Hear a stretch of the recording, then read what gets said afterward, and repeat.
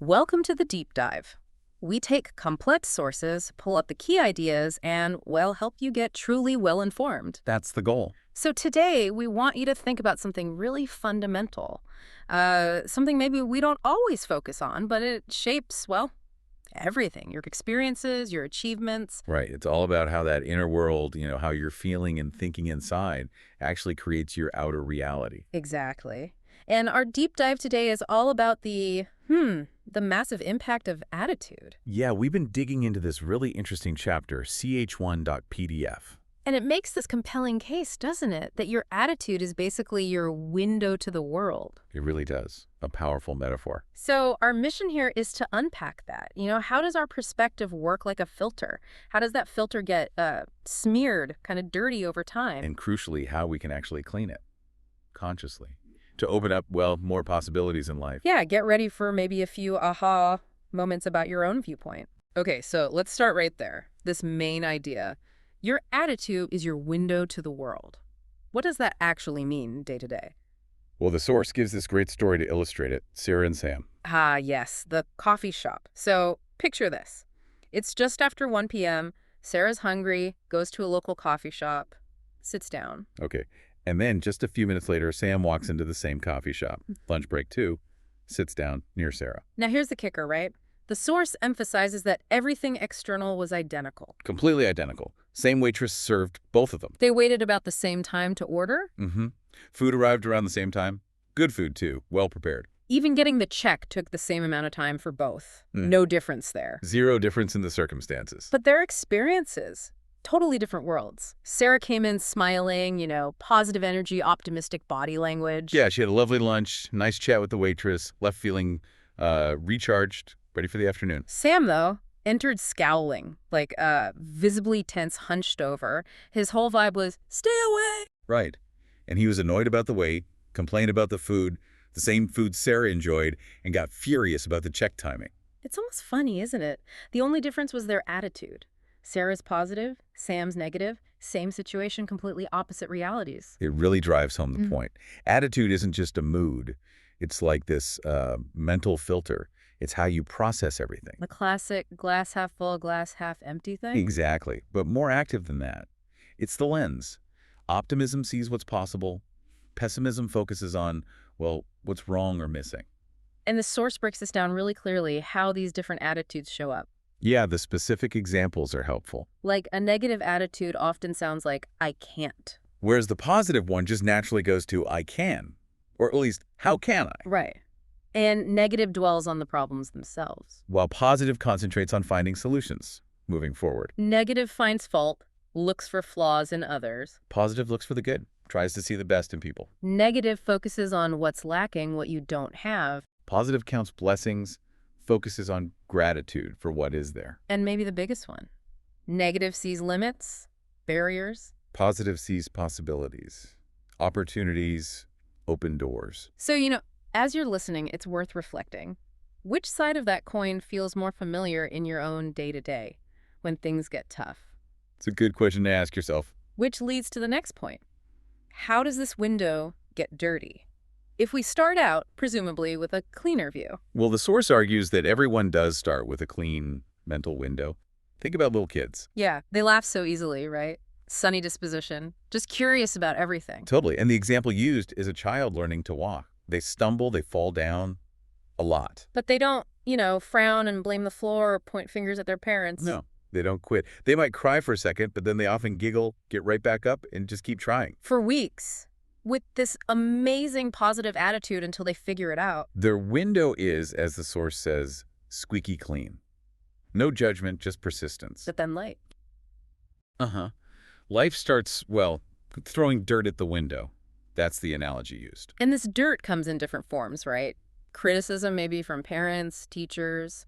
Ridicule from peers can definitely smudge the window. Rejection hurts. Disappointments pile up.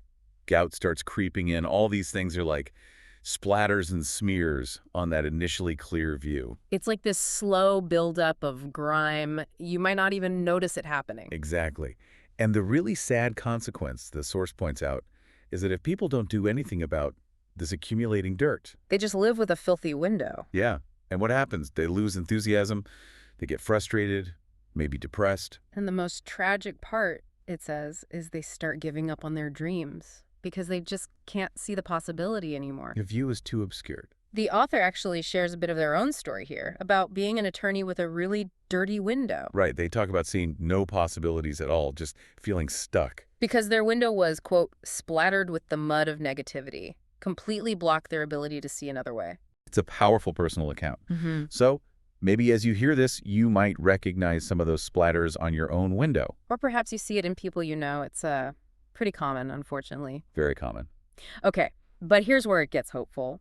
The author had this realization. The big insight. Yeah.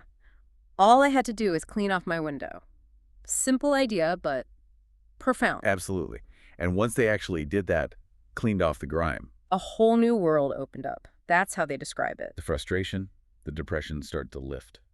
Confidence grew, Suddenly, they could see magnificent possibilities that were invisible before. which led to a whole career change, doing work they now absolutely love. And now helps other people clean their windows. It's a great outcome. It really is.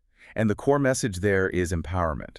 It's your job, the source stresses, to keep your window clean. Right. Encouragement from others helps, sure, but ultimately... Nobody else can do it for you. It's an inside job. And maybe it's worth adding, cleaning isn't just wishing it was clean. It implies action.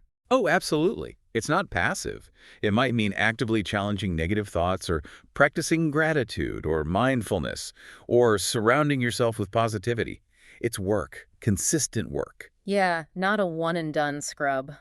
And the choice has real consequences, doesn't it? Huge consequences. Leave the window dirty. You probably go through life feeling negative, frustrated, unhappy, achieve just a fraction of what you could. But choose to clean it. Commit to keeping it clean. Life gets brighter, sunnier, you feel healthier, happier, you start setting bigger goals. And actually start achieving them. Dreams that maybe felt dormant can come alive again. Now, I can almost hear someone thinking, okay, easy for you to say, you wouldn't be so positive if you had my problems. That's a very common reaction, and it's understandable. Life can be incredibly hard. Devastating things happen. Absolutely. The source acknowledges that. Tough times are real. But then it brings in Dr. Viktor Frankl. And if anyone is qualified to talk about attitude and hardship, it's him. Definitely. Yeah. A psychiatrist who survived Nazi death camps, horrific experiences. Lost his father, mother, brother, his wife in the camps. Faced unimaginable suffering, daily hunger, cold, brutality. It's just beyond comprehension. Yet, in his book, Man's Search for Meaning, he wrote something incredibly powerful. What was the quote? Everything can be taken from a man but one thing. The last of the human freedoms to choose one's attitude in any given set of circumstances, to choose one's own way. Wow. Even in that situation. Even then, he said the kind of person a prisoner became was ultimately the result of an inner decision, not just the circumstances. That's incredibly profound. It puts things in perspective. It really does. And Hugh Downs is quoted too, saying something similar. A happy person is not a person in a certain set of circumstances, but rather a person with a certain set of attitudes. So circumstances matter, obviously, but they don't determine attitude. Exactly. The ultimate control rests with you. You and you alone control your attitude. So think about what that means for you. Even when things feel incredibly challenging, what power does that give you back? It's a lot to take in.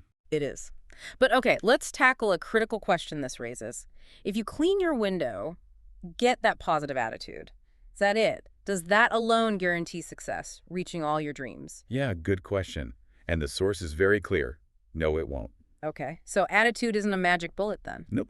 It's foundational, essential, but there's more to achieving big goals. You need other things too. Like what? Well, applying other, time-honored principles of success. Things like actually confronting your fears, not avoiding them. Developing resilience to overcome adversity. Learning how to commit and follow through. Skills and actions, basically, not just mindset. Right. Mindset enables action, but you still need the action. So then, why does the source still say attitude is everything if it's not the only thing? That seems like a contradiction. It sounds like one, but the link is crucial. Without the positive attitude, the clean window. You can't activate the other stuff. Exactly. You can't effectively use those other principles. The positive attitude is like the power switch that lets the other principles work. Oh, okay. The source uses a light metaphor, right? Yeah, it's a good one. It says only when your attitude window is clean can the light of those other success principles shine through properly. So if the window's dirty, smudged, Only a tiny bit of light gets in.